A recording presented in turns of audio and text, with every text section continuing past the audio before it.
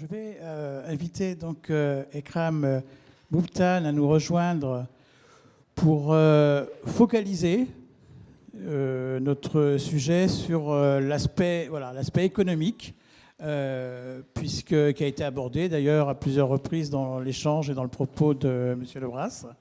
Donc, bienvenue Ekram Boubtane. Merci d'avoir répondu à notre invitation. Donc, vous êtes économiste. Vous enseignez donc l'économie. Vous êtes donc à l'université de Clermont, c'est ça, c'est Clermont-Auvergne, voilà. On peut trouver un de vos ouvrages à la table de librairie là, à la sortie qui s'intitule, je crois, voilà, l'économie de l'immigration. Donc je vais vous laisser tout de suite et sans plus de transition, le micro. Merci beaucoup. Je suis ravie d'être parmi vous aujourd'hui. Je suis ravie de revenir en Bretagne pour des sujets professionnels. J'adore cette région pour d'autres raisons plutôt personnelles, puisque je suis amatrice de randonnée et j'adore le GR34. Donc je suis ravie de revenir. C'est le lien que j'ai avec la Bretagne actuellement. Donc je suis ravie d'être parmi vous aujourd'hui et de passer à Rennes pour vous parler effectivement de l'impact économique de l'immigration. Donc, outre le fait que je suis maître de conférences en sciences économiques à l'Université Clermont-Auvergne, je suis aussi chercheur associé à l'Institut d'études démographiques à l'INED, qui est l'institut où était rattaché Hervé Lebras. Et également, je suis aussi chercheur associé à l'École d'économie de Paris. Alors, je vais commencer ma présentation en fait avec une petite introduction où je vais revenir rapidement sur l'image chiffrée, peut-être pour compléter un petit peu et la mettre dans une perspective un peu, d'abord dans une perspective internationale, donc pour avoir une image globale, donc en comparaison avec les autres pays, et surtout aussi une perspective dans ce qui concerne la France, une perspective du temps long. Alors pourquoi je considère que c'est important de revenir là-dessus? Simplement, c'est que mon opinion, c'est qu'on discute beaucoup en France sur les chiffres de l'immigration, sans les mettre nécessairement en perspective et sans savoir. On a une espèce d'obsession de chiffres plus les obsessions de catégories. Alors, moi, je travaille plus particulièrement sur les 20 dernières années, même si j'ai une approche un peu plus large, sans voir l'approche historienne de Hervé Lebras, c'est qu'au cours des 20 dernières années, oui, l'immigration a augmenté en France.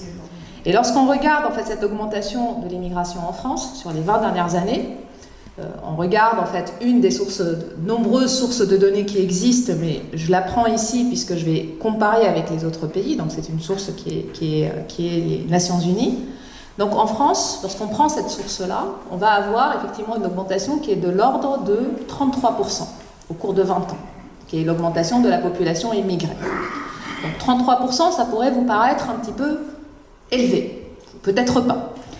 Pour la mettre en perspective, on va regarder des pays qui ont un niveau économique qui est comparable à la France. Si on regarde le Royaume-Uni sur la même période, on va trouver que la population immigrée, elle a doublé au Royaume-Uni sur les 20 ans. Si je regarde l'Allemagne, au cours de la même période, c'est une augmentation de 46%. Et lorsqu'on regarde la situation dans le monde, donc la population immigrée dans le monde entier, on a une augmentation qui est de plus de 56%. Ce point-là, le premier point, c'est que au cours de ces 20 dernières années, on est dans un monde qui est de plus en plus globalisé, mondialisé, dans lequel les personnes bougent. Elles voyagent plus, elles vont partir étudier dans d'autres pays, c'est les étudiants internationaux, elles vont rechercher des opportunités économiques, elles vont travailler dans d'autres pays, ça va être l'immigration dite économique des travailleurs. Et la caractéristique qu'on observe au cours par contre des 10 dernières années, donc à partir de 2010, c'est une augmentation très importante des personnes qui sont déplacées par les conflits. Et donc, dans les sillages des printemps arabes, il y a eu effectivement plusieurs conflits qui ont éclaté. Donc, la guerre, malheureusement, en Ukraine, c'est le dernier conflit en date. Mais ce que comptabilisent les Nations Unies, c'est aussi un doublement, je dis bien un doublement, de nombre de personnes déplacées depuis 2010 dans le monde. Principalement, ces personnes déplacées par les conflits, elles vont trouver refuge dans les premiers pays qui sont limitrophes. Et à l'exception de la guerre en Ukraine, ces conflits sont situés plutôt en Asie ou en Afrique. Et donc, ils vont être principalement situés dans les régions limitrophes. Mais effectivement, en Europe, on a aussi assisté à une augmentation du nombre de personnes qui arrivent en Europe à la recherche d'une protection internationale, qui est en fait le facteur supplémentaire qui expliquerait pourquoi on a une population immigrée qui a augmenté. D'accord ? Donc si je reviens maintenant, donc ça c'est les statistiques que je cite sont des statistiques avant la guerre en Ukraine. Donc là déjà le conflit en Ukraine aujourd'hui, le nombre de déplacés à ce jour, à l'extérieur des frontières ukrainiennes, on a dépassé déjà, on est à peu près à 3 millions. Et donc on n'est même pas sur les bonnes estimations qui ont été fournies il y a 15 jours. Donc là effectivement on a un conflit et pour information, l'Europe, en fait, le nombre de réfugiés avant la guerre en Ukraine, en Europe, donc les personnes qui ont obtenu le statut de réfugié, on était à 3 millions. Donc là, en fait, avec le conflit, effectivement, on s'attend à une augmentation plus importante. Donc je reviens sur la France. Donc sur la France, au cours de ces 20 dernières années, lorsqu'on regarde combien l'immigration a augmenté la population en France, on est à 3 millions. Donc on est sur les ordres de grandeur, effectivement, qui sont cités par Hervé Lebras, sur le fait qu'il faut considérer plutôt le solde migratoire pour regarder la dynamique au cours du temps, plutôt que de faire des additions de l'immigration, des entrées à chaque période. Donc cette immigration, elle est de plus en plus, je vais donner juste rapidement quelques caractéristiques qui sont importantes par rapport à mes propos par la suite sur l'impact économique. Cette immigration, elle est de plus en plus diversifiée. Donc, dans les années 70, on avait une immigration qui était à 70% composée de 4 nationalités. Donc les Italiens, que je ne dise pas de bêtises, les Espagnols, les Portugais, les Algériens, Tunisiens et Marocains. Donc ça représentait 75% de la population immigrée dans les années 70.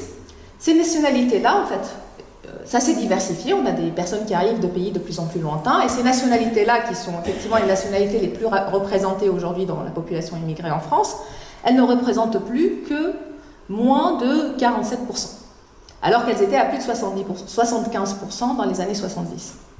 Donc ça, c'est le premier élément, c'est qu'on a des immigrés qui viennent de pays qui sont de plus en plus diversifiés. Deuxièmement, on a une féminisation des flux migratoires. On a de plus en plus de femmes, effectivement, émigrées.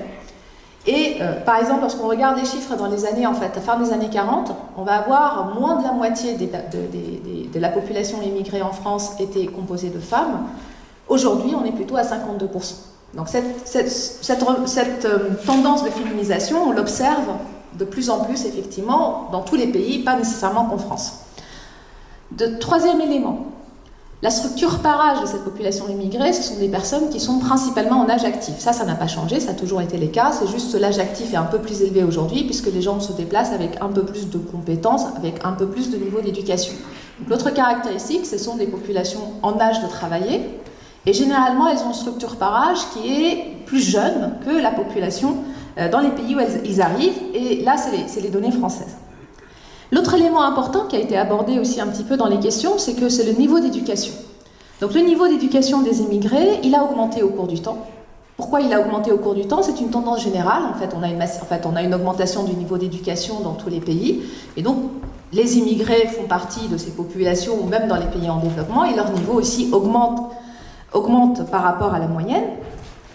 Et comme vous l'avez aussi abordé précédemment, on a aussi en fait de plus en plus tendance, la migration est un processus sélectif, et les personnes qui partent sont toujours, que ce soit en France ou qui partent de France ou qui partent d'un autre pays, sont toujours en moyenne plus éduquées et plus qualifiées que les personnes qui restent. Donc ça, c'est un fait statistique qu'on observe à la fois dans les immigrés qui partent de France, du Royaume-Uni, de l'Allemagne pour aller s'installer dans notre pays, et qu'on observe aussi pour les immigrés qui partent d'Afrique, d'Asie pour aller dans d'autres pays. Donc l'immigration a toujours été un processus sélectif, et c'est généralement les meilleurs, selon les critères de l'époque, qui vont partir. Et donc certes, dans les années 70, l'immigration, on avait des besoins de main-d'œuvre qui étaient moins qualifiés, il y avait un recrutement des travailleurs peu qualifiés, mais il faut prendre en considération que le processus sélectif s'est opéré aussi sur des compétences physiques de ces personnes, et donc qui étaient considérées étant les meilleurs À une époque où ces pays d'Afrique ou les pays d'Europe de l'Est, se nourrir correctement n'était pas effectivement gagné. Donc c'était les personnes qui avaient la meilleure santé, la meilleure force de travail, qui ont été sélectionnées pour venir effectivement travailler dans le bâtiment, l'agriculture et dans l'industrie. Donc dans ce processus sélectif, on le retrouve aujourd'hui sur une autre compétence qu'on arrive à mesurer statistiquement, qui est le niveau d'éducation. Et donc lorsqu'on regarde, toujours dans les années 70, la part des personnes sans diplôme dans la population immigrée était de plus de 85%. Aujourd'hui, elle est de moins de 40%. Lorsqu'on regarde la part des diplômés du supérieur, toujours dans les années 70, on avait plutôt 3% de la population immigrée qui était diplômée du supérieur. Aujourd'hui, elle est plutôt à 28%. Ensuite, lorsque on regarde plus précisément le niveau d'éducation des personnes qui sont arrivées récemment, et donc on va regarder les personnes qui sont en France par exemple depuis moins de 5 ans, sur ces personnes-là, on va avoir un niveau d'éducation qui est de 34%. Et donc dans la part des personnes diplômées qui ont un bac plus 3, je vais être précise quand même sur les chiffres, donc la part des personnes qui ont un bac plus 3, dans les immigrés qui sont là de moins de 5 ans, il est plus élevé que la part des bac plus 3, si vous voulez, dans la population française. Donc c'est pour voir effectivement qu'on a effectivement cette tendance un peu généralisée d'une amélioration du niveau d'éducation conjuguée à ce mécanisme de sélectivité des flux qui va faire effectivement que les personnes qui se déplacent n'ont pas nécessairement les mêmes caractéristiques, à la fois effectivement dans le temps long, lorsqu'on compare dans le cas de la France entre les années 70 et aujourd'hui, et aussi par rapport à d'autres caractéristiques. Ensuite, juste rapidement sur les titres de séjour, puisque c'était la statistique qui a été abordée précédemment, je pense que c'est important aussi, et je vais aborder, juste le point que je vais faire sur la politique migratoire, qui va être un peu différent de l'impact migratoire. Donc j'ai parlé rapidement sur cette politique migratoire. Donc la délivrance d'un titre de séjour, c'est effectivement la préfecture qui va décider d'admettre régulièrement au séjour la personne, lui accorder un droit de séjour qui est souvent assorti d'un droit de travail. Et donc c'est un élément de la politique migratoire. Du fait de cette délivrance, c'est un signal politique. Mais ce n'est pas seulement cela. Pourquoi ce n'est pas seulement cela? Parce que, comme je l'ai dit précédemment, c'est qu'il y a d'autres facteurs qui ne sont pas liés nécessairement à la volonté du pays lui-même, comme des facteurs externes comme la guerre en Syrie ou la guerre en Ukraine, qui va faire qu'il va y avoir des personnes qui vont venir demander une protection internationale qu'on est supposé leur accorder selon les critères liés à la protection internationale et qui ne seront pas les critères liés à une volonté d'un gouvernement ou d'un autre, a priori, puisque les conventions sont ratifiées effectivement et qu'a priori, en fait, on n'est pas supposé revenir dessus. Et on est supposé aussi étudier ces questions-là indépendamment de la situation économique. Donc il y a d'autres facteurs que le politique. Mais le politique joue un rôle important dans la délivrance ou pas de ce titre de séjour. C'est pour ça que c'est un sujet qui cristallise aujourd'hui le débat en France et que l'opposition se saisit de ce chiffre-là souvent pour évoquer est-ce que le gouvernement maîtrise ou pas les flux migratoires. Alors si on regarde de près ces chiffres-là, ces chiffres de titres de séjour, qu'est-ce qu'on constate?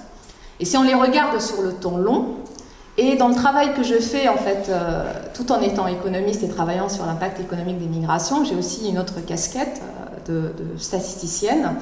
Et je travaille aussi sur la construction de données et je travaille aussi sur comment on définit ces données-là. Et donc, on traite les données. Et avec mon collègue Hippolyte Dalbis, qui est à l'École d'économie de Paris, ce qu'on fait, c'est qu'effectivement, on a travaillé sur ces données de titres de séjour depuis plus de 10 ans. Et on essaye effectivement de les définir d'une façon un petit peu plus harmonieuse au cours du temps et avec ce qu'on appelle un périmètre stable. Je ne vais pas vous ennuyer avec les questions techniques, je vais vous donner ce qu'on trouve au final. Donc, lorsqu'on prend les 20 dernières années, donc, on observe l'augmentation des entrées en France, mesurée par les titres de séjour. Oui, l'année 2019, donc je prends l'année avant la crise sanitaire, puisque la crise sanitaire c'est assez particulier, et de notre côté, Hippolyte et moi, on n'a pas encore les données pour cette année. Donc oui, l'année 2019 est un pic en matière de délivrance de titres de séjour. Mais lorsqu'on regarde aussi la répartition par motif, la part importante des titres de séjour est accordée pour motif familial, et après viennent le motif pour études. Mais sauf que lorsqu'on regarde sur le temps long, La délivrance de titres de séjour pour motif familial, elle est stable au cours du temps. Elle n'a pas augmenté au cours des 20 ans, c'est plutôt une tendance qui est stable. Ce qui a augmenté, c'est l'immigration pour motif professionnel en France, l'immigration de travailleurs, même si elle est relativement faible, elle a doublé depuis 2012. Ce qui a augmenté, c'est aussi l'augmentation de l'immigration des étudiants internationaux. Donc c'est les entrées des étudiants qui a augmenté, donc on a une augmentation de plus de 50%. Et on a une augmentation de l'immigration pour motif humanitaire qui a triplé, en raison notamment de ce que je vous ai expliqué de la situation géopolitique.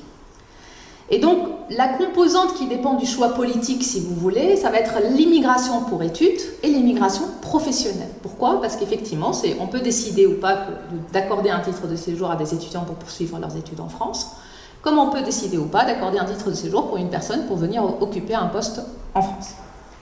Et cette politique-là, ce n'est pas un choix politique propre à la France, c'est que simplement dans ce monde mondialisé, dès la fin des années 90, on a pris conscience qu'il y avait un besoin en main-d'œuvre qualifiée qui se présentait dans tous les pays développés, et tous les pays développés ont mis en place des programmes qui ont plus ou moins marché, de ce qu'on appelle une immigration sélective, une immigration où on va encourager, attirer les personnes les plus qualifiées pour s'installer dans le pays. Donc il y a un choix politique qui a commencé en France avec des modifications législatives à partir de la fin des années 90, où on essaye d'encourager effectivement cette immigration de travail qualifié et cette immigration des étudiants internationaux, puisque c'est un potentiel de travailleurs qualifiés qui vont venir éventuellement occuper les postes en tension dans des secteurs de pointe. Et donc rapidement sur le chiffre des étudiants, donc bien sûr tous les étudiants internationaux ne restent pas, et nous lorsqu'on a regardé précisément ces étudiants internationaux 5 ans après leur arrivée, ce qu'on constate c'est qu'il y avait entre 42% et 50% qui restent selon les années d'arrivée. Par exemple pour 2018-2019 on est plutôt à 50% qui restent. Dans les 50% qui restent, il y a 23% qui restent pour les études, qui continuent leurs études, 20% qui restent pour le travail, 6% qui restent pour réseau familial. Et donc effectivement, les 20% qui restent pour le travail en 2018-2019, c'est un pourcentage qui augmente d'une année à une autre, qui montre bien qu'il y a un changement où les étudiants internationaux restent en France de plus en plus pour travailler. Je ne vais pas revenir sur l'augmentation de l'immigration pour raisons humanitaires, puisque l'augmentation de cette immigration, elle est plutôt effectivement liée à un facteur plus géopolitique. Et en France, on n'est pas le principal pays d'accueil de la migration humanitaire, on est loin derrière l'Allemagne, qui nous a montré un exemple, qui était simplement qu'on pouvait accueillir un nombre très important de réfugiés sans que l'économie s'écroule, sans que la société se désloque, et sans avoir une explosion de l'extrême droite. Et pourtant, et surtout, et de maîtriser les flux migratoires, c'est qu'on peut accueillir beaucoup de personnes en 2016 et en accueillir beaucoup moins les années précédentes. Donc sans avoir une politique d'immigration qui n'est pas maîtrisée. Donc voilà, j'étais un peu longue sur cette partie cadre plus global. Donc je reviens sur le point qui concerne un peu plus ma spécialisation en fait en économie de l'immigration, qui va être cet impact économique de l'immigration. Donc avant de vous dire ce que les travaux de recherche en économie nous renseignent, je vais peut-être revenir très rapidement sur les craintes qui sont exprimées par rapport à l'impact économique de l'immigration et comment on peut les expliquer. Donc il existe effectivement des craintes dès lors qu'on voit arriver des personnes qui viennent des pays pauvres, des pays en développement. Et lorsque surtout ces personnes viennent dans le cadre familial ou humanitaire, on a tendance effectivement à penser qu'ils vont être une charge pour l'économie. Et cette idée, elle repose effectivement sur un constat qui est réel, une observation qui est réelle lorsqu'on la prend à l'échelle macroéconomique, à l'échelle globale, c'est que les immigrés, en moyenne, ils ont un revenu, ils ont un salaire qui est plus faible que le reste de la population. Les immigrés en moyenne aussi, ils ont un taux de chômage qui est plus élevé que le reste de la population. Et les immigrés, ils ont un taux d'emploi qui est plus faible, donc le chômage plus élevé et le taux d'emploi plus faible. Donc si vous restez sur ces statistiques-là, c'est ce qu'on observe. Donc lorsqu'on regarde la population immigrée dans son ensemble, c'est ce qu'on observe. Donc le constat il est vrai, c'est ce qu'on voit dans les statistiques. Le problème qui se pose, c'est comment on interprète, quelle conclusion on va tirer.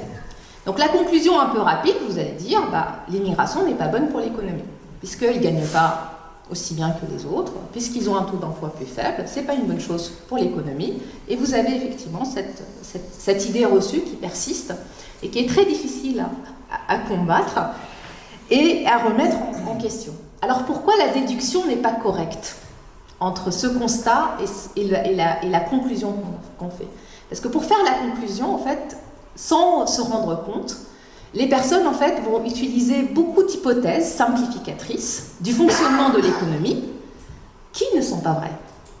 Pourquoi? Parce que l'économie, simplement, c'est pas une addition de personnes qui travaillent et que chacun apporte son salaire et que si quelqu'un gagne un petit peu moins que les autres, ça veut dire que ceux qui gagnent un petit peu plus, il faut qu'ils le prennent en charge il faut qu'ils le prennent en charge. Et donc, le principal problème, c'est que pour expliquer le lien entre immigration et économie, il faut qu'on utilise effectivement des outils un peu plus complexes pour déconstruire effectivement cette idée reçue qui persiste, parce qu'elle a la force d'être très simple. D'accord? Alors, donc, pour étudier l'effet d'une personne supplémentaire dans l'économie, et son effet effectivement sur l'économie dans son ensemble, sur les finances publiques et sur l'emploi, on va avoir recours effectivement à des méthodes statistiques, à des méthodes théoriques qui sont un petit peu complexes, et c'est la raison pour laquelle peut-être on n'arrive pas à être audible dans le débat public. Alors je vais commencer, donc le premier résultat qui me semble le plus important, puisqu'on parle d'émigrer globalement, même lorsqu'on prend l'immigration dans sa globalité et qu'on prend l'économie dans sa globalité, le premier résultat effectivement qu'on a et qui est confirmé, comme je vais vous le dire, par plusieurs études sur plusieurs pays. Donc le premier résultat, c'est qu'on a l'immigration, elle contribue à augmenter le niveau moyen de vie dans les pays d'accueil. Donc ce niveau moyen de vie, on va le mesurer par le PIB par tête, par la production nationale par tête, et cela veut dire que la production nationale, elle augmente plus que l'augmentation de la population suite à l'arrivée des migrants. Donc la principale difficulté, comme ça vous allez voir la complexité de l'exercice, c'est que l'économie, il y a plein de facteurs qui expliqueraient pourquoi notre production nationale augmente dans un pays. Parmi ces facteurs, il y aurait l'immigration. Et c'est très difficile, et c'est pour ça que c'est un sujet de recherche en économie, de séparer ce que apporterait l'immigration par rapport à tous les autres facteurs qui influencent l'économie dans le même temps. Et c'est là où la technicité de l'analyse économique intervient. Donc c'est ça la principale difficulté qui rend le travail et l'explication peut-être pas aussi audible qu'un effet, une corrélation. Donc on va utiliser beaucoup de techniques pour séparer cet effet, qui est l'effet de l'immigration, par rapport à d'autres facteurs qui influenceraient la richesse globale. Et donc, cet effet positif de l'immigration sur la croissance économique, c'est un résultat qui est solide scientifiquement. Pourquoi? Parce qu'on l'a démontré sur plusieurs périodes de temps, différentes pour chaque pays, pour le cas de la France par exemple, et surtout, on le retrouve pour l'ensemble des pays de l'OCDE, des pays développés, on le trouve pour les pays de l'Ouest, on le trouve pour l'Allemagne, on le trouve pour la France, je vais revenir dessus, on le trouve pour la Norvège. Donc le fait qu'on retrouve le même résultat avec des données différentes, ça le rend effectivement, scientifiquement, solide et sur lequel on a un consensus au niveau de l'analyse économique. Alors, sur la France, plus précisément. Donc, on a travaillé sur... Donc, on a regardé l'immigration dans son ensemble, globalement, et comme vous l'avez un petit peu souligné, l'immigration dans son ensemble, ça n'a pas beaucoup de sens dans l'absolu, puisqu'il y a plusieurs catégories, plusieurs nationalités, mais c'est important aussi de dire quelque chose sur l'effet de l'immigration dans son ensemble. Et donc, pour la France, on a montré, ça c'est le travail que je fais avec mes collègues Hippolyte Dalbis et Draban Coulibaly, et c'est un travail de longue haleine, ça fait plus de 10 ans qu'on travaille dessus et qu'on a plusieurs publications sur cette question-là. On a montré qu'une augmentation de l'immigration en France se traduirait plutôt par une augmentation du PIB par tête. Et cet effet positif de l'immigration sur la croissance, on le retrouve lorsqu'on considère les immigrés qui viennent des pays les plus pauvres, les pays les moins développés. On retrouve cet effet positif lorsqu'on distingue l'immigration selon le motif d'entrée. Donc l'immigration familiale contribue à augmenter la croissance économique en France. Et on retrouve aussi cet effet lorsqu'on distingue, par exemple, les immigrés selon leur structure par âge.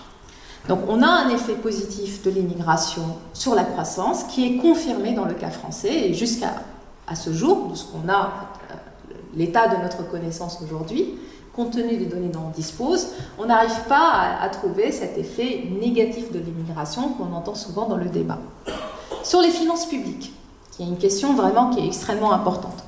Donc dans le débat public, on se focalise souvent sur les dépenses, et surtout sur certaines dépenses qui profiteraient plus aux immigrés et pas assez aux non-immigrés, ou des dépenses qui sont générées par l'immigration, le fameux poste budgétaire de la loi finances destiné à l'immigration, intégration et asile.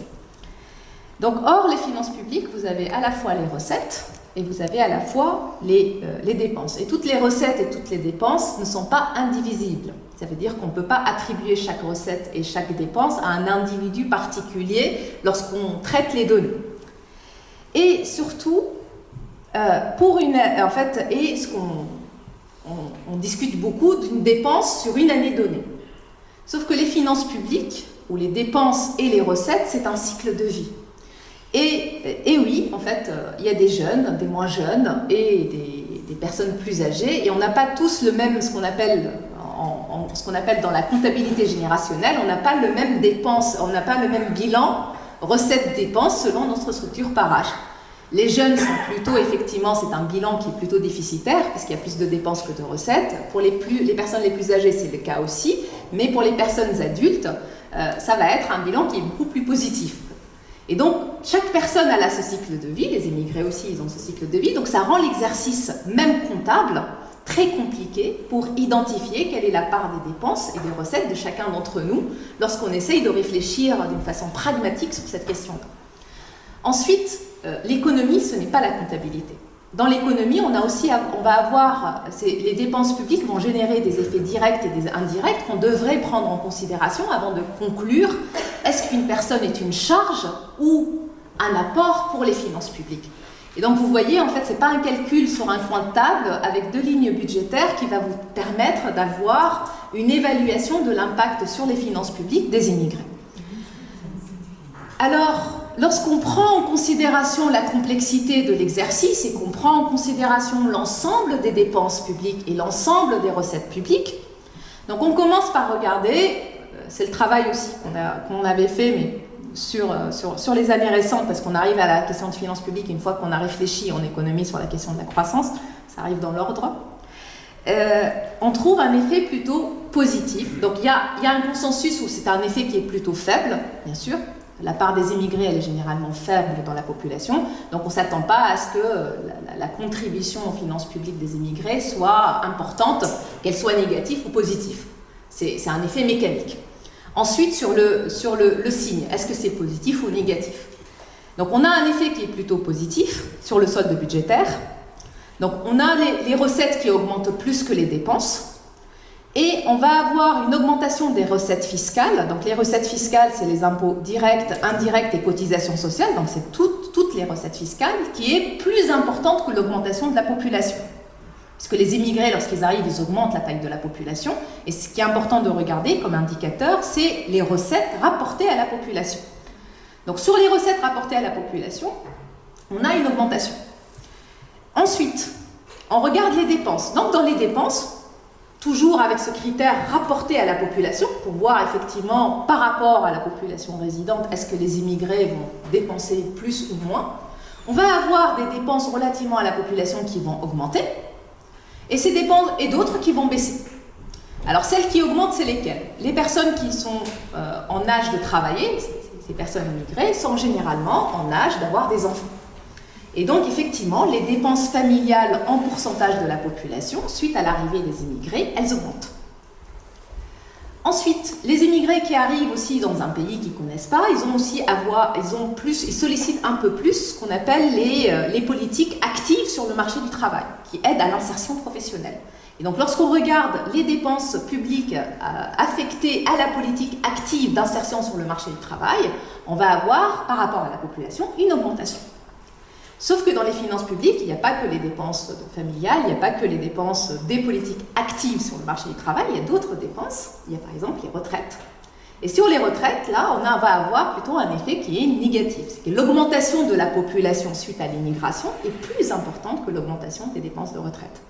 Et donc, on a effectivement, puisque c'est des personnes qui sont jeunes, en âge de travailler, c'est des personnes effectivement qui aident à financer le système par répartition des retraites, en moyenne dans les pays d'accueil. Et sur les dépenses du marché du travail, puisque j'ai évoqué ce sujet-là, lorsqu'on regarde les prestations chômage, là, effectivement aussi, on va avoir plutôt une baisse. Pourquoi? Parce que le nombre d'actifs qui vont arriver sur le marché du travail va aider à financer les prestations chômage qui sont versées. Et donc, on a des dépenses qui augmentent et des dépenses qui baissent. Globalement, les dépenses augmentent, mais l'augmentation des dépenses, elle est plus faible que l'augmentation des recettes, et on trouve au final un effet sur les finances publiques qui est plutôt positif. Donc, je terminerai sur l'effet sur le marché du travail, rapidement, parce que je ne sais pas combien de...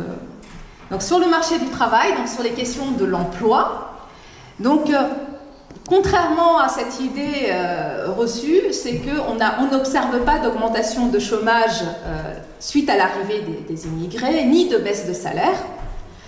C'est des travaux qui ont été effectués sur la France, à la fois sur cette autre migration que certains distinguent, cette immigration qui a eu lieu dans l'effort de reconstruction du pays, en fait, dans l'après-guerre, cette immigration des années 50, 60 et début 70. Même lorsqu'on prend cette arrivée de ces personnes, ou qu'on prend l'immigration récente, qui est plus le sujet sur lequel je travaille, on n'observe pas un effet négatif sur le marché du travail. Et même lorsqu'on a, donc là c'est un article d'une Suisse-Canadienne, je ne sais pas comment on dit exactement, donc c'est Jennifer Hunt, qui a étudié un choc important qu'a connu la France, qui était le retour des rapatriés. Donc lorsqu'on avait eu plus d'1 million de personnes qui sont arrivées au cours de 2-3 ans, donc ça c'était un effet important sur le marché du travail, même avec l'arrivée d'autant de personnes sur une période très courte. On n'a pas eu, effectivement, on a eu une petite... en fait, il y a eu un temps d'ajustement sur le marché du travail, mais on n'a pas eu de hausse de chômage, ni effectivement de baisse de l'emploi. Donc sur les périodes récentes, donc sur les 20 dernières années, nous, ce qu'on trouve, c'est simplement une augmentation du taux d'emploi dans l'économie, et plutôt une baisse du taux de chômage. Donc contrairement à tout ce que vous pouvez, effectivement... vous pouvez avoir comme idée reçue. Donc, sur le marché du travail, globalement, on n'a pas non plus d'effet négatif. Alors, rapidement, comment on explique le fait, effectivement, que l'immigration est plutôt une bonne chose pour l'économie? Donc, on a 2 vecteurs d'explication principaux. Le premier, dans les pays développés, et notamment c'est le cas en France, on est des pays relativement vieillissants. Et donc, on a une structure des dépenses publiques avec des dépenses publiques qui sont plutôt axées vers des populations âgées et avec des systèmes de protection sociale qui sont principalement basés sur le principe de répartition. Et même si ce n'est pas le système de retraite, si je prends le système de santé, les dépenses de santé sont plus importantes selon le cycle de vie et donc elles sont plus importantes pour les personnes âgées. Et la France n'est pas un cas particulier, c'est le cas dans tous les autres pays développés qui ont une population vieillissante. On a une structure effectivement des dépenses publiques qui fait qu'on a une charge de plus en plus importante à laquelle il faudra trouver d'autres solutions. Je ne dis pas que l'immigration est une solution, mais je dis simplement qu'elle contribue à atténuer les effets du vieillissement de la population. Et donc, ce qu'on trouve, c'est que les résultats qu'on obtient, c'est des résultats qui sont dans des économies qui ont une structure des finances publiques qui est assez particulière, avec une part importante des dépenses qu'elles soient privées ou publiques, qui est orientée vers les personnes âgées. Et la caractéristique qu'on observe, c'est cet effet, ce qu'on appelle l'apport démographique de l'immigration, c'est cet effet structure par âge, puisque les immigrés sont relativement plus jeunes. Et donc, ils contribuent à financer ces dépenses importantes. Un deuxième élément d'explication, c'est plutôt la complémentarité. Contrairement aux idées reçues, dans l'économie, une personne ne remplace pas une personne, ni à l'échelle globale, ni à l'échelle plus microéconomique, à l'échelle d'une entreprise. Ce qui se passe sur le marché du travail, c'est que plutôt on a une certaine complémentarité dans les tâches et on va avoir plutôt effectivement le travail d'une personne qui va compléter le travail d'une autre personne. Et donc en sommant le travail de la personne 1 et la personne 2, on n'obtient pas simplement la somme du travail, mais on obtient finalement un résultat plus important qu'on appelle en fait effet externe dans l'économie. Et donc la complémentarité, dans le cas de l'effet de l'immigration, c'est qu'on observe que les personnes qui arrivent, soit elles ont des compétences qui sont complémentaires à celles qui sont dans le pays. Donc je vais revenir à l'immigration dans les années 70. Donc l'immigration dans les années 70, c'était des personnes faiblement qualifiées qui travaillaient dans les industries. À une époque où la population française a commencé en fait à avoir un niveau d'éducation de plus en plus important et qui occupait des postes un petit peu d'employés intermédiaires, ils commençaient à occuper des postes différents, donc qui étaient complémentaires. Donc dans une usine, on a besoin effectivement de la secrétaire, du PDG, du cadre, mais on a aussi besoin d'une personne qui travaille à la chaîne, qui est l'ouvrier. Et donc les personnes qui arrivaient avec des compétences et occupaient des postes qui complétaient les autres postes qui sont occupés par les populations nationales. Et donc aujourd'hui, ce qu'on observe, c'est qu'on a des besoins de main-d'œuvre qui sont non satisfaits. Et dans tous ces secteurs en tension, on trouve une surreprésentation des travailleurs immigrés. Et ce qu'on observe aussi, c'est que lorsqu'on regarde le travail indépendant, on a aussi une surreprésentation des travailleurs immigrés, ça a toujours été le cas et c'est le cas en France comme dans les autres pays de l'OCDE, c'est que les personnes aussi, lorsqu'elles n'arrivent pas à s'insérer sur le marché du travail, elles vont créer leur propre emploi.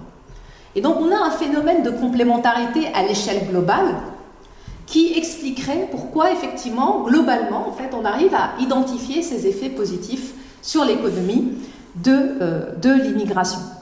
Et donc je vais conclure parce que je crois que j'ai dépassé mon temps, désolée. Donc, qu'est-ce que je peux dire en conclusion? Parce que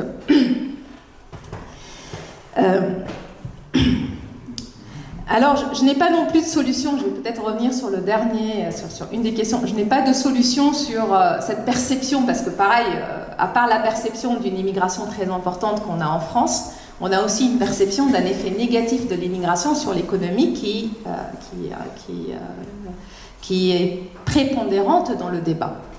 Et donc, contre cette perception de l'effet négatif qu'a l'immigration, je ne dirais pas que j'ai une solution, mais en fait, mon opinion, c'est qu'on parle beaucoup d'immigration dans les médias en France. C'est un sujet qui est surreprésenté.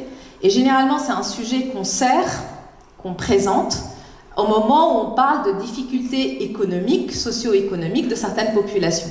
Du coup, à une personne, lorsqu'elle vous parle de ses problèmes de chômage, de logement, d'insertion professionnelle, d'éducation, vous parlez dans le même temps de l'immigration, effectivement, le lien implicite se fait et on considère qu'en arrêtant la migration, ou migration zéro, ou moratoire, ou faire une énième loi sur l'immigration, on va résoudre tous les problèmes économiques de la France. Et donc effectivement, la façon dont médiatiquement est traitée l'immigration aujourd'hui dans le paysage français, elle est problématique. Et après, il y a l'autre difficulté, c'est que le temps médiatique n'est pas un temps pour la pédagogie et pour l'explication. Et on n'a pas, étant intervenant moi-même des fois dans les médias, c'est très difficile. Vous avez un temps limité, donc vous arrivez simplement à dire effet positif, quelqu'un d'autre en face de vous va vous dire effet négatif, et la question s'arrête là. Et ça rend très difficile, effectivement, pour que je ne pense pas que tout le monde est aussi opposé à l'immigration. C'est 30% qui voteraient pour l'extrême droite selon les sondages. Je ne pense pas que sont tous aussi radicaux que les anti-vax. Je pense qu'il y a plusieurs personnes qui se posent des questions qui sont réelles et auxquelles elles ne trouvent pas d'autre réponse que cette opposition dans les médias entre peut-être des personnes qui vont dire un effet positif et d'autres un effet négatif. Donc je crois à l'effort de la pédagogie, aux explications. C'est peut-être aussi parce que je suis prof par ailleurs et que je crois qu'on peut, en expliquant les choses, changer les choses. Donc merci pour votre attention. Merci.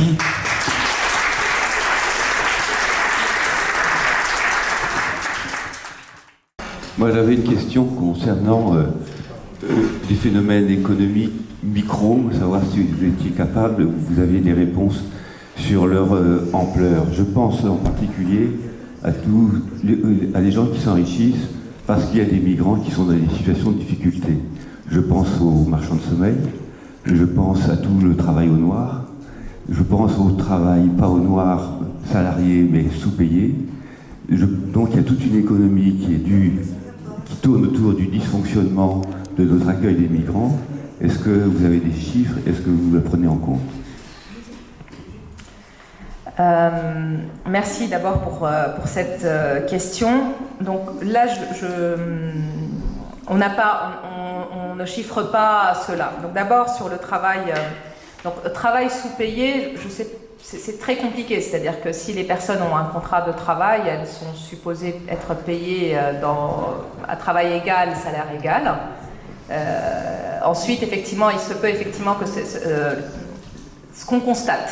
Peut-être parler de ce qu'on sait et après de ce qu'on ne sait pas. On constate effectivement que, en raison de leur situation administrative, des fois, les personnes immigrées qui sont en situation régulière, mais qui sont soumises à l'obligation de renouveler leur titre de séjour et qui ont, par exemple, pour des raisons professionnelles, elles vont accepter un emploi qui va être pas nécessairement à leur niveau de qualification, parce qu'elles ont besoin de s'insérer rapidement sur le marché du travail. Et lorsqu'elles acceptent cet emploi, elles vont peut-être accepter de faire plus d'efforts, travailler plus, même sans être payées en heures supplémentaires, parce qu'elles ont besoin de garder cet emploi pour leur situation administrative. Ce qui fait effectivement qu'ils vont avoir, on constate dans les données, qu'ils sont généralement sous-classés, c'est-à-dire que leur niveau de qualification, leur diplôme, est surélevé par rapport au poste qu'ils occupent. Alors, l'évaluation économique de ces phénomènes. Donc, l'économie souterraine, on n'arrive pas à l'évaluer. Donc, on l'estime selon les pays, avec plusieurs facteurs. Et donc, ce que j'ai présenté comme résultat concernerait toutes les activités que la production nationale, donc les indicateurs nationaux de comptabilité nationale, permettent d'évaluer. Et donc, est-ce que ces secteurs-là, qui est, comme vous le dites, c'est l'économie, finalement, c'est des activités économiques qui s'enrichissent en exploitant les migrants. Nous, ce qu'on appelle en économie, on appelle ça des coûts de transaction. C'est qu'en mettant en place des règles compliquées à suivre, en mettant en place plusieurs intermédiaires, vous créez une inefficacité économique. Donc là, on est sur des questions d'inefficacité. Et cette inefficacité, c'est que vous créez pour l'économie, normalement, c'est plutôt une perte plutôt qu'un apport, ces activités-là. Je ne suis pas sûre que... Est-ce que vous pouvez évoquer la manière dont les organisations syndicales réagissent à cette question des relations entre travail et immigration ?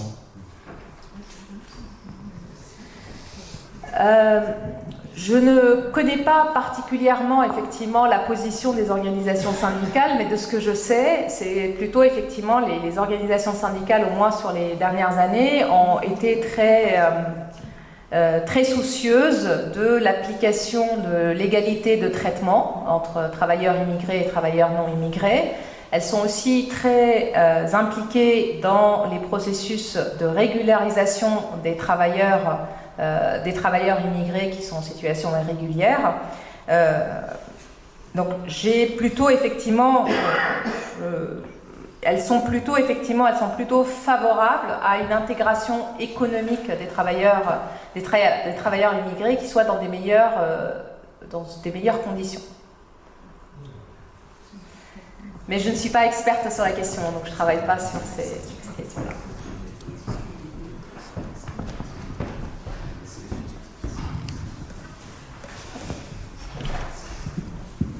Oui, juste une question qui va dans la ligne des précédentes, mais vous n'avez pas abordé, est-ce qu'il y a des éléments qui nous éclaireraient là-dessus sur la crainte ou la peur, parce que c'est la problématique de cet après-midi, la peur la peur d'une baisse des revenus des salariés par l'arrivée de populations immigrées qui traduirait donc les métiers, qui mettraient les métiers un peu moins en tension, etc. Je me souviens il y a quelques années de la prise de position d'une leader Die Linke en Allemagne, par exemple, qui avait reproché à la chancelière Merkel de cet accueil, de son point de vue irraisonné, parce que ça aurait comme conséquence, d'après elle, de baisser le niveau moyen des salaires. Alors, est-ce qu'il y a des éléments là-dessus? Parce que c'est quand même une remarque qu'on entend assez souvent. Comme l'augmentation du chômage, lorsque les immigrés arrivent. Et en fait, c'est vrai que je suis peut-être allée très vite vers la fin sur ces deux questions. Ce qui est clair, c'est que les études économiques qui sont effectuées sur l'Allemagne, le Royaume-Uni ou sur la France, c'est qu'on n'a pas d'effet de baisse de salaire suite à l'arrivée des immigrés. Il y avait une petite baisse de salaire qui a été détectée en France avec une petite augmentation du chômage suite à l'arrivée des rapatriés d'Algérie, mais c'était vraiment sur l'année de leur arrivée, le temps que le marché du travail s'ajuste.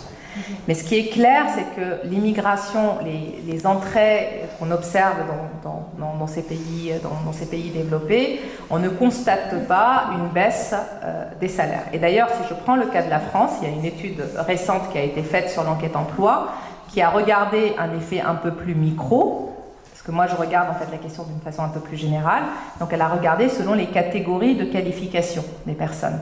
Et ce qui est assez intéressant, c'est que donc on va regarder selon la catégorie de qualification si l'arrivée des travailleurs immigrés va conduire à une augmentation du salaire ou une baisse des salaires.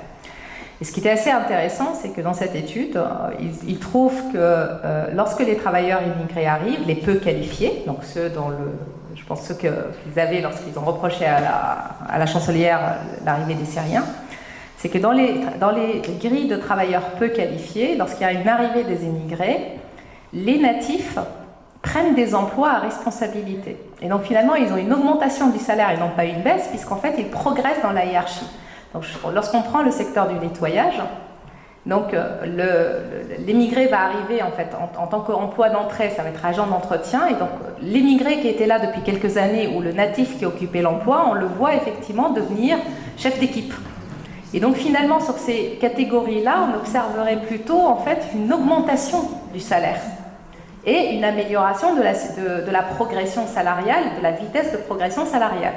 En revanche, lorsqu'on regarde les catégories supérieures, donc les catégories des qualifiés, et puisqu'on a une tendance dans tous les pays développés, ce que j'ai expliqué tout à l'heure, à encourager l'immigration qualifiée, là effectivement, on a plutôt une baisse des salaires et des progressions moins fortes dans les carrières des hautement qualifiés, mais qui ne posent pas nécessairement problématique dans le débat, parce que finalement ce qui se passe, c'est que vous avez aussi besoin d'arriver de talents, ce qu'on désigne dans la politique migratoire comme talent, de personnes peut-être qui sont moyennes, même à qualification égale, peut-être plus compétentes, qui va faire que la progression salariale de ceux qui sont vers le haut sera plus importante.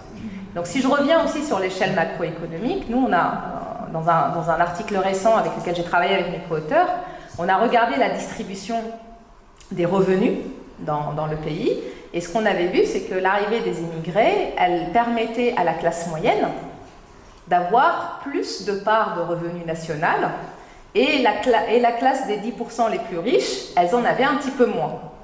Alors que l'effet global reste positif, mais lorsqu'on regarde les effets redistributifs, ils ne vont pas nécessairement dans le sens dans lequel on pense réellement, parce que les choses ne se passent pas de la même manière, effectivement, sur le marché du travail. Mais cette idée reçue, elle est très présente, c'est ce que j'avais essayé de commencer par dire lorsque j'ai parlé des craintes, parce qu'on prend les immigrés dans leur moyenne, ils ont un salaire plus faible, un taux de chômage plus élevé, et tout de suite on dit, c'est comme si l'économie c'était quelque chose, toute chose, ce qu'on appelle effectivement le toute chose égale par ailleurs, que c'est un gâteau. Si la personne gagne moins, ça veut dire qu'elle va faire baisser le revenu de tout le monde. La réalité, elle n'est pas comme ça, et lorsqu'on regarde cette réalité avec plus de détails, on voit clairement que c'est plutôt l'inverse.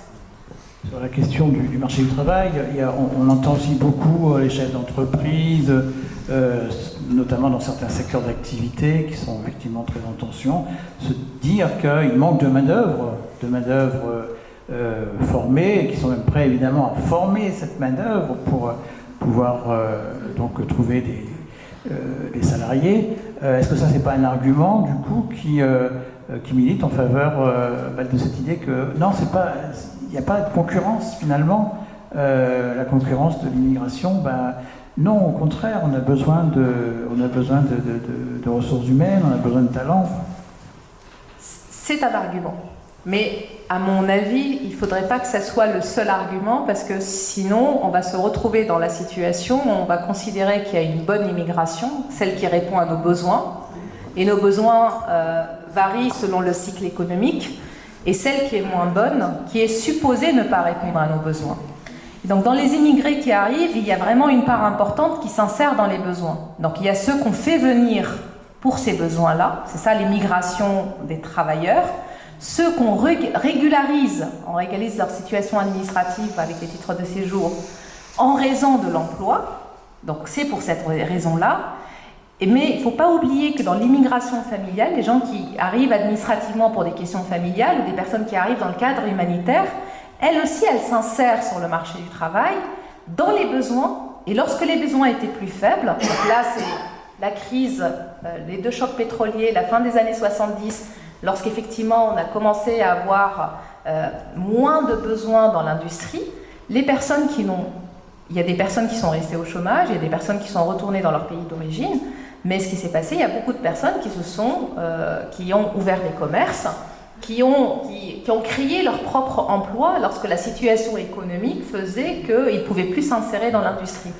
Donc c'est un argument, mais c'est un argument parmi d'autres qui prend en compte que le phénomène est plus global et que les liens avec l'économie, ce n'est pas juste le besoin sur le marché du travail. Oui, mais il y a quand même justement cette question du titre de séjour et de la pression sur le fait d'accepter certains boulots sous tension, et le fait que j'ai l'impression, en tout cas, que sur le travail des femmes, en ce qui concerne le ménage, la santé et les emplois peu ou mal qualifiés, il y a un système de prestataires, d'externalisation de ces services qui font qu'elles sont encore plus fragilisées dans leur emploi. Elles acceptent des temps de travail très fractionnés et effectivement elles mettent en danger la protection salariale des personnes qui arrivent sur les mêmes postes.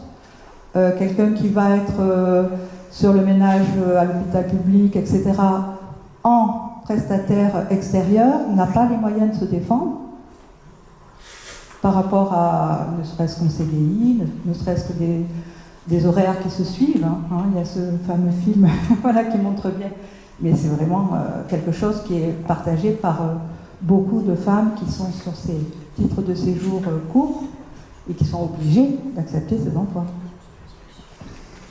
Alors là, c'est même plus une question d'immigration. Là, c'est une question d'évolution de nos économies aujourd'hui où à la fois l'offre et la demande, attention, c'est-à-dire qu'on est tous demandeurs de travail à la tâche, et avec une volonté, si je prends le service public, d'une diminution de la masse salariale de l'emploi public, qui fait qu'on a une augmentation de ce qu'on appelle l'externalisation, c'est-à-dire d'acheter effectivement un service de ménage, d'acheter un service à la tâche. Que ce soit dans le secteur public, que ce soit dans le secteur privé, on a assisté à une externalisation de plusieurs métiers, le nettoyage, mais pas seulement, l'informatique, il y a même d'autres métiers qui sont un peu plus qualifiés, qui nécessitent un niveau d'éducation.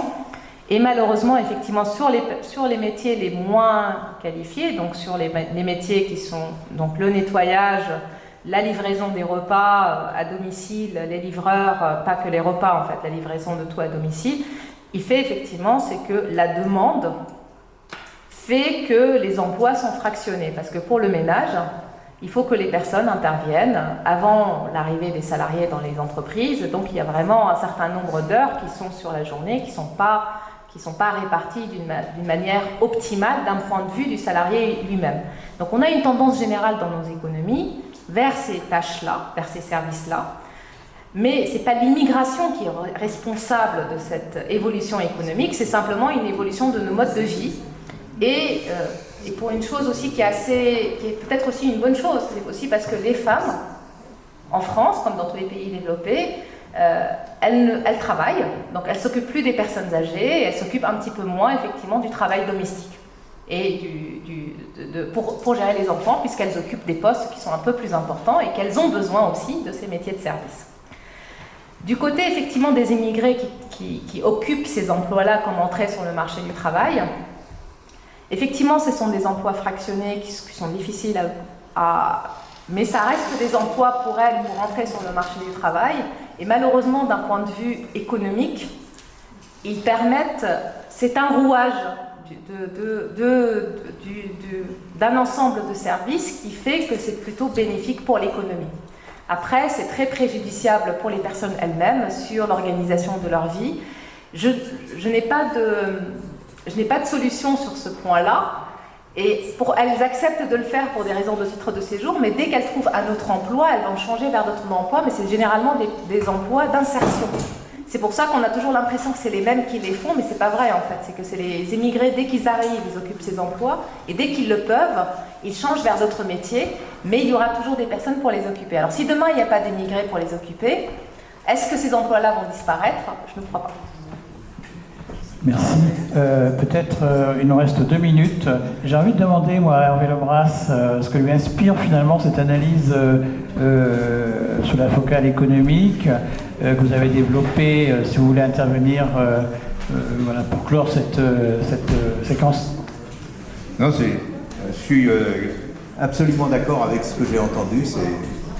Je l'ai entendu comment dire, mieux exprimé que je ne l'aurais fait, parce que je ne suis pas fondamentalement économiste. L'un des derniers points qui a été signalé, c'est très important, cette idée que les immigrés, surtout les nouveaux immigrés, occupent souvent des emplois, même s'ils sont qualifiés, au bas de l'échelle, et que donc ils poussent l'échelle sociale vers le haut, et c'était constaté déjà dans les années 30, et un démographe de l'époque, Landry, avait utilisé une image pour qualifier cela. Il avait dit l'immigration provoque un pompage social, c'est-à-dire la pompe faisait monter dans...